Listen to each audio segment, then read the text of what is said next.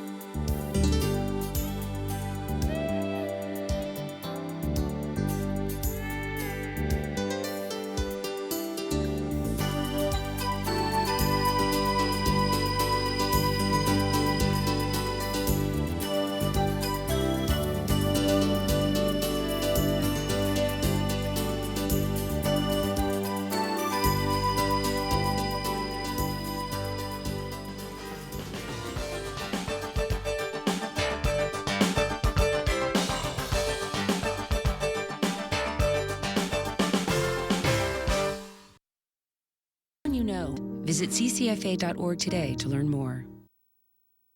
Welcome back to the University Report. I'm Tom Hofer. Today we're talking with the newly minted Student Senate President and Vice President Matthew Castellis and Reese Paper. First, I have to congratulate you gentlemen on your win. How does it feel now that the election's over and the hard work that you've put in has paid off, so to speak? Yeah, thanks, Tom. It feels phenomenal. Reese and I worked very hard over the last 3 weeks on campus campaigning here. It feels great to see the benefits turn out the way we hoped it would do. Yeah, it's really humbling to see all the support we got. I mean, our demographic, we got more than 8% of voters this year out of the 8,000 people, which is really cool to see. So it's really, really nice. Feels great. Yeah, so I read that you had won about 55% of the vote. How do you think your campaign won over more people than your opponents? Yeah. I think the biggest thing between Reese and I is really going out and doing those grassroots efforts. We reached the students that normally don't vote on campus, which is why you saw such a large spike this year in the voter turnout. Last year we had about 170 students vote on this campus, and this year is over 700. And the reason that I think that is because Reese and I reached out to those students that typically don't vote in these processes. Part of the mission that you hope to bring is to bridge a gap between student body and the student senate. Yeah. How do you plan on doing that on campus? Yeah, so we've got a couple of really cool ideas, I think. One of which is actually doing more of those grassroots outreach efforts. So sending senators to other things that go on campus, so like res hall visits, or spending time in meetings of organizations on campus so we can get a better idea of what actually happens on campus throughout every single week. And we have a bunch of other cool things that we'd like to do as well. What are some things that you want to see change in the Student Senate? I think the biggest thing is getting people educated. I don't want to have to come across students that say, I don't know what Student Senate is. What does Student Senate do? And again, I think that boils down to those grassroots efforts. So getting both the executive board that Reese and I will hire pretty soon here, as well as all of our senators that come on board with us next year, to be very committed to going out each and every day and informing their peers, their friends, people that they don't even know that they pass in walking by them, to inform them, hey, Student Senate exists. There are issues on this campus that we want to work towards addressing, and we can't do so unless we have your help and your support and your input at the end of the day. It's solid. Us here at TV5 are, we're happy to have you here. Is there anything else you'd like to add to what we talked about today? I think the campus voice was heard, which is pretty fantastic. Chris Patterson, Rachel Hopkins ran a great campaign. I think it's evident again by the fact that how many people turned out to vote on Tuesday. It wouldn't have had those high numbers if both parties didn't do a great job campaigning. You've got a great leader sitting next to me here in Reese. He's phenomenal. As a freshman, he's already super involved on campus. And I'm really excited to look forward to working with Reese to serve our students next year. Hopefully we get a lot accomplished and really better the university. Well, thank you folks for coming out today. Yeah. Up next, we got campus, what's going on campus.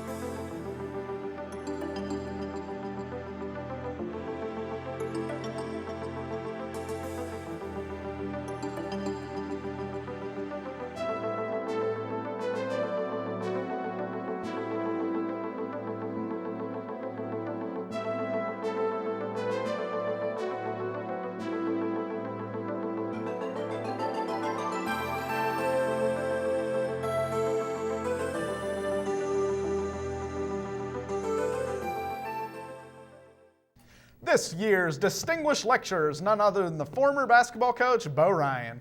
Ryan coached the Pioneers from 1984 to 1999, where the Pioneers finished with an overall record of 356-76, as well as national championships in 1991, 95, 98, and 99. In 2007, UW-Platteville honored Coach Ryan by naming the new basketball court after him.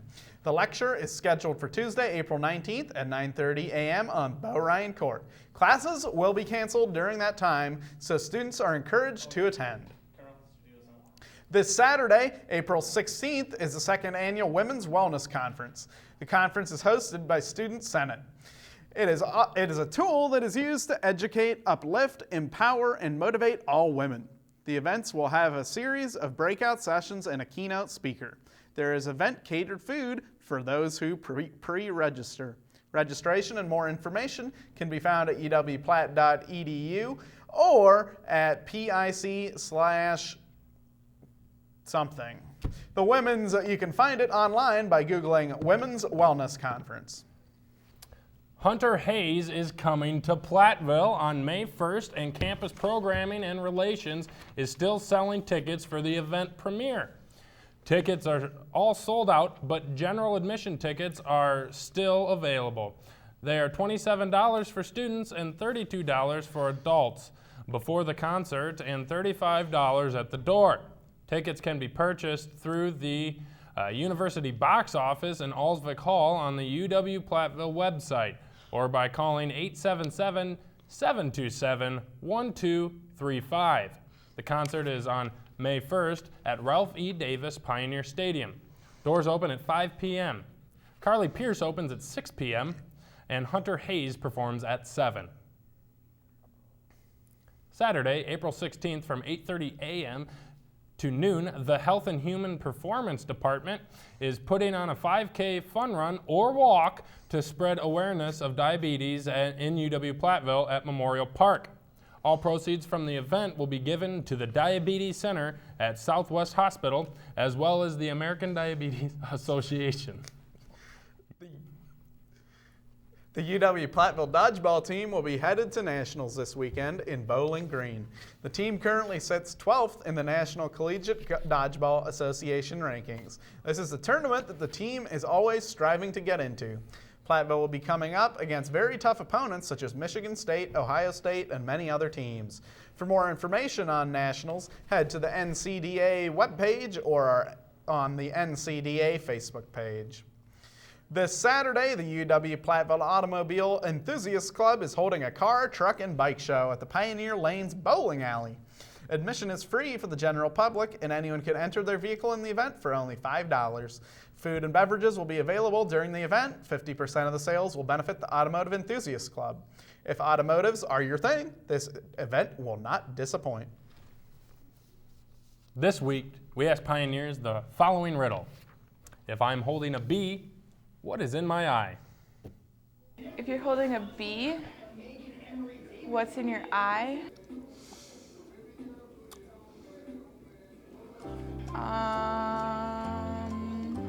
Honey? Letter B.